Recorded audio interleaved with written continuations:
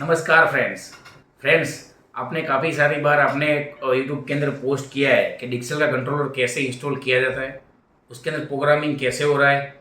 तो मैं आपको इसके बारे में सपोर्ट करने के लिए रेडी हूँ। मेरा नाम है संदीप पटेल और मेरी कंपनी का नाम है एससीपी कोल प्राइवेट लिमिटेड। हम लोग कोल्ड स्टोरेज मैन्युफैक्चरिंग करते हैं और काफ़ी सारे टेक्नीशियन हमारे साथ जुड़े हैं ऑल ओवर इंडिया में।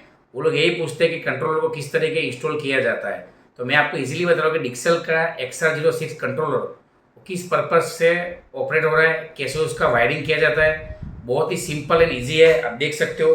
कंट्रोलर के अगर बारे में आप देखना चाहोगे तो कंट्रोलर सिंपल, बहुत ही स्मार्ट कंट्रोलर टाइप का आता है। एकदम छोटा रहता है साइज़ में और इस टाइप का डिस्प्ले रहता है। सिंपल कंट्रोलर में क्या है आप देख सकते हो पीछे की साइड में, तो इसके अंदर 4 या 5 नंबर में आपको 230 वोल्ट सप्लाई देना पड़ता है।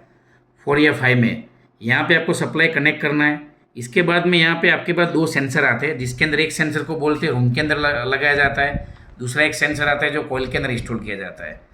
इसको हमको कैसे इसके अंदर वायरिंग करना है फ्रेंड्स, बहुत सिंपल है।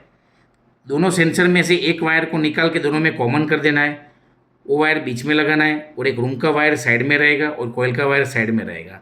एकदम सिंपल वायरिंग है। काफ़ी लोग यहाँ पे गलती कर देते हैं, जिसकी वजह से क्या होता है कंट्रोलर ऑपरेट नहीं होता है और मशीन में टेम्परेचर सेंसिंग नहीं हो पाता है। दूसरी बात, अभी इसको चालू कैसे करना है। सीधा ये पावर जा रहा है इसके अंदर।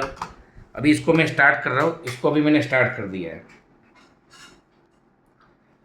हाँ, स्टार्ट करते ही सबसे पहले यहाँ पे टेम्परेचर आ रहा है। यहाँ पे आपको दिख रहा है टेम्परेचर 27। अभी जिस यहाँ पे वीडियो बन रहा है वहाँ पे रूम में 27 टेम्परेचर है। सी का मतलब सेंटीग्रेड है।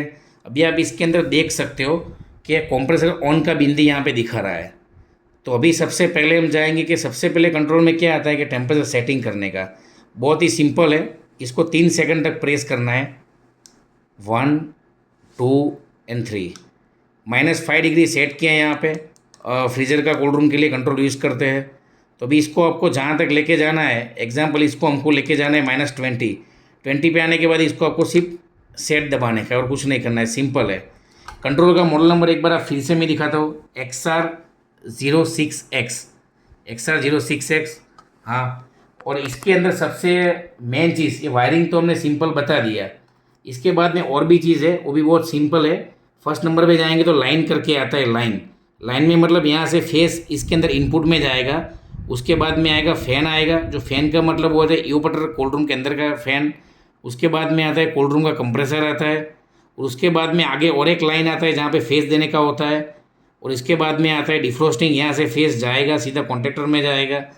अभी सबसे पहले जो टेक्नीशियन की सबसे बड़ी चीज़ है कि कंट्रोलर को ऑपरेट कैसे करने का। आपके पास ऐसा मैनुअल तो कंट्रोल के साथ में आता है, आपको ऑनलाइन भी मिल जाएगा, लेकिन आपको इससे पता नहीं चल रहा है कि इसको ऑपरेट कैसे किया जाता है। लेकिन मैं आपको जो चीज़ बताने जा रहा हूँ बहुत ही सिंपल और इजीली बताने जाऊँगा, जिससे क्या होगा आप साइड पे आप इजीली आप इसको हैंडल कर पाओगे। सबसे पहले कंट्रोल में जाओगे, सेट एंड डाउन बटन आता है, दोनों को एक साथ में प्रेस करना है। मैंने दोनों को साथ में प्रेस किया, यहाँ पे H और Y करके आया। अभी इसके बाद में और एक प्रोग्राम में जाना है, उसको वापस दोनों को साथ में प्रेस करेंगे।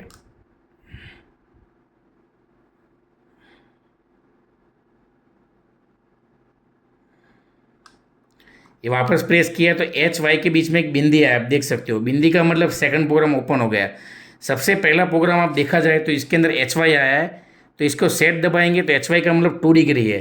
2 डिग्री मतलब क्या है कि एग्जाम्पल आपने कोल्ड रूम को -20 पे सेट किया है तो रिस्टार्ट 18 पे होगा, लेकिन हम इसको 3 डिग्री करते हैं कि थोड़ा डिफरेंस ज़्यादा रहेगा तो कंप्रेसर जल्दी स्टार्ट नहीं होगा। 3 डिग्री पे करने के बाद में इसको सेट दबा दिया है तो HY प्रोग्राम सेट हो गया। उसके बाद में आता है LS का मतलब क्या है -55।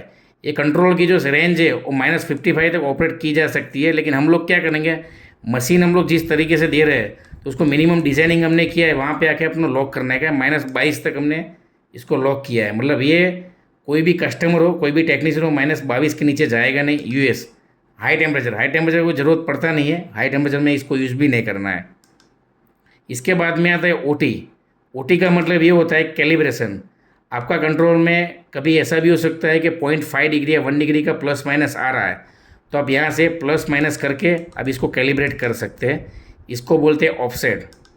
उसके बाद में आता है P2 का मतलब ये है कि आपके कोल्ड रूम के अंदर जो डिक्सल लगा है उसका सेकंड सेंसर का प्रोग्राम आता है। इसके अंदर क्लिक करना है, आपको सेकंड सेंसर ऑन करना है या ऑफ रखना है। मैं इसको एन कर देता हूँ, मतलब सेकंड सेंसर बंद हो गया और आपका फ़ैन चालू हो गया।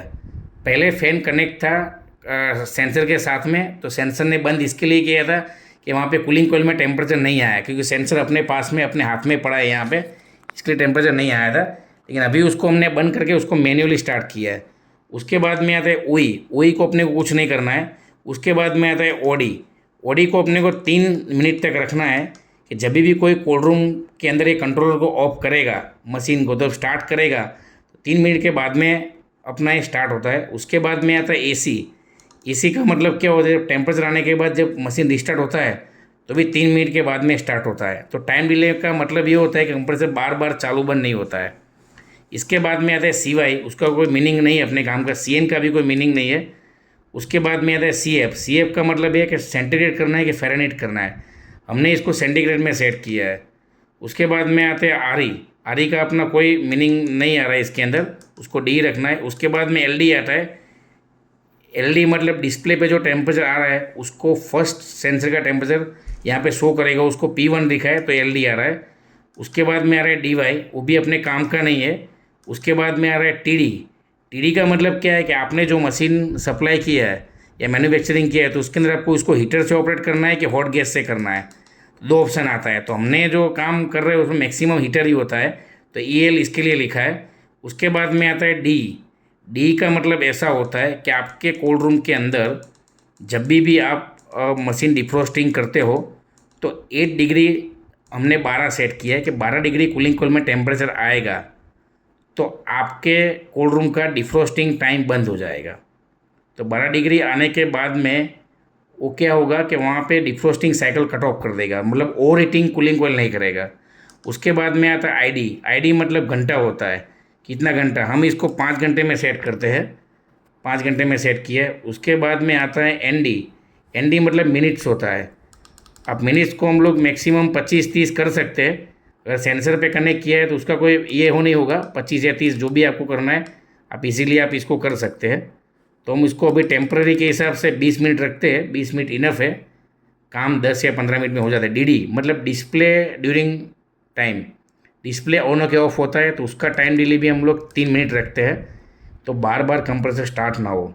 उसके बाद में DF को समझना बहुत ज़रूरी है। DF का मतलब ऐसा होता है कि आपका जो सिंबल है वो IT मतलब रियल टेम्परेचर, अपने को डिस्प्ले में डिफ्रोस्टिंग जब होता है ना तब उसको डी करने से बाद डिफ्रोस्टिंग में सिंबल आएगा। अगर आप डी नहीं करोगे तो सिंबल नहीं आएगा DT। जब भी आपका डिफ्रोस्टिंग ख़त्म हो जाएगा तो डिफ्रोस्टिंग ख़त्म होने के बाद में कूलिंग कोयल जो होता है वो बहुत ही गर्म होता है, बराबर। तो गर्म होने से क्या होता है, तुरंत कंप्रेसर स्टार्ट होता है, डिस्चार्ज प्रेशर बढ़ जाता है। तो इसके लिए DT को हमने क्या है 25 पे सेट किया है। 25 पे मतलब 25 मिनट के बाद में कूलिंग कोयल स्टार्ट हो जाएगा, बराबर ना। उसके बाद में DP है, स्टार्टिंग में डिफ्रोस्ट, जैसे भी कोल्ड रूम में पावर आएगा तो सीधा डिफ्रोस्टिंग में जाएगा, वो सिस्टम को हमने क्लोज किया है, बराबर ना। तो वो भी कर सकते हैं। ऊपर खाना कर अभी आगे देखेंगे तो DP आ रहा है। DP में अपने को कुछ भी नहीं करना है, उसको ऑन रखना है। FC मतलब FC को ऑन रखना है। जब भी आपके मशीन के अंदर टेम्परेचर आने के बाद में आपको फ़ैन कंटिन्यूस करना है तो ऑन करना पड़ेगा। अगर मान लो आपको फ़ैन को टेम्परेचर के साथ में कट ऑफ करना है तो उसको CN करके आप कर सकते हो, लेकिन उसमें आइस फॉर्मेशन का चांस कभी कभार बन सकता है। इसके लिए हम लोग FC को ऑन रखते हैं। उसके बाद में आता है FD, जब आपके मशीन का डिफ्रोस्टिंग ख़त्म हो जाए तो फ़ैन कितने मिनट के बाद में स्टार्ट करना है, तो हम लोग इसको 0 रखते हैं। उसका रीज़न ये है कि 0 रखने का मतलब ऐसा है कि ऑलरेडी हमारे पास सेंसर बेस ऑपरेट हो रहा है, तो सेंसर में टेम्परेचर आने के बाद में मशीन स्टार्ट होता है, तो इसके लिए 0 किया है। इसके बाद में आता है FS मतलब क्या है, जब पहली बार कोल्ड रूम स्टार्ट करते हो तो कूलिंग कोयल पे जो टेम्परेचर सेट करेंगे ना, एग्जाम्पल हमने यहाँ पे 5 डिग्री सेट किया है, तो कूलिंग कोयल पे 5 डिग्री टेम्परेचर आएगा, उसके बाद ही फ़ैन चालू होगा। उससे क्या होता है कि फालतू का ऐसा ना हो सके कि कंटिन्यूस कंप्रेसर चलो डिस्चार्ज प्रेशर बढ़ जाए। तो वो क्या है कि स्टार्टिंग में रूम गर्म होता है, उससे होता है ऐसा है कि उसको ज़्यादा रखते हैं तो उससे ये होता है कि अपना सीधा कंप्रेसर HP पे ट्रिप मार सकता है। तो उसको 5 डिग्री पे सेट किया, 5 डिग्री आने के बाद में फ़ैन चालू होगा। तो धन्यवाद फ्रेंड्स, आपको ये चीज़ मैंने बताया वो आपको आगे इसको रिपेयरिंग करने के लिए या कोल्ड रूम को स्टोर करने के लिए बहुत ईजी रहेगा और आपको मेंटेन करने के लिए ऐसे वीडियो आपको देखने के लिए आप हमारे चैनल को सब्सक्राइब करो और ऐसे जो वीडियो देखो। और कुछ भी आपको डाउट है तो आप सीधा मेरे को कमेंट बॉक्स में जाके आप इसको कमेंट कर सकते हो। Thank you.